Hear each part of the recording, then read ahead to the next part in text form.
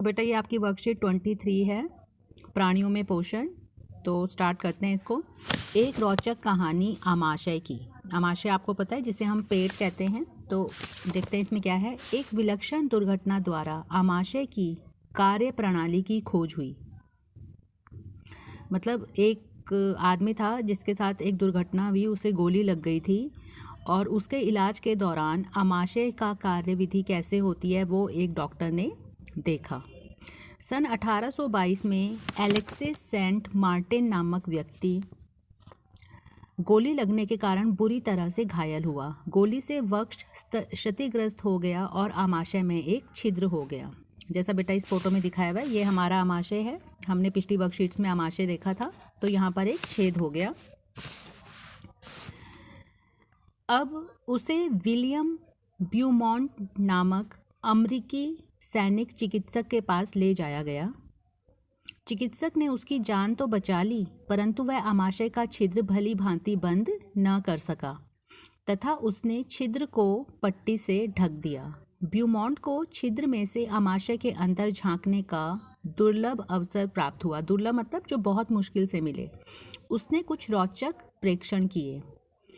ठीक है, तो उसने उसके छेद को वो भर नहीं पाया तो उसने उसमें पट्टी लगा दी। पर अब वो डॉक्टर था तो उसको जिज्ञासा होती थी, तो वो कई बार उसको खोल के देखता था। तो उसने क्या देखा, उसने देखा कि आमाशय भोजन का मंथन कर रहा था। जो हमारा पेट होता है ना, हमने खाना खाया, हमारी आहार नाल से, हमारे जो भोजन की नलिका है उससे होता हुआ खाना फिर आमाशय में जाता है।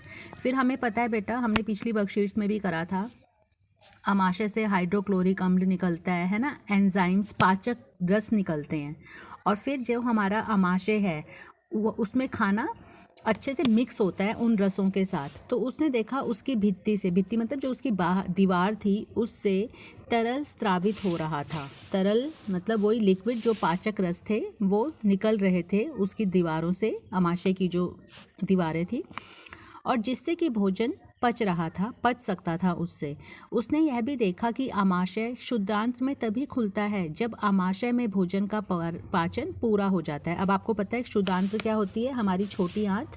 तो उसने देखा कि जो शुद्धांत्र है मतलब आमाशय से जुड़ा होता है, तो वो तभी शुद्धांत्र में खाना जाता है जब वो हमारे आमाशय में पच जाता है अच्छे से।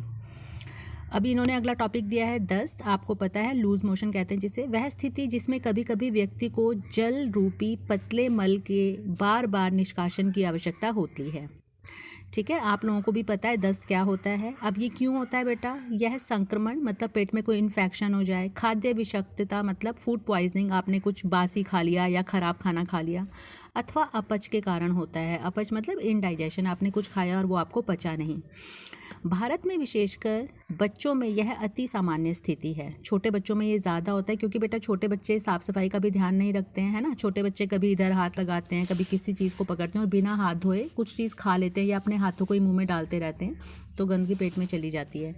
चर्मावस्था में यह घातक भी हो सकता है। चर्मावस्था मतलब अगर ये चीज़ बढ़ जाए, अगर इसका इलाज ना हो टाइम से, तो डेथ भी हो जाती है, मृत्यु भी हो जाती है।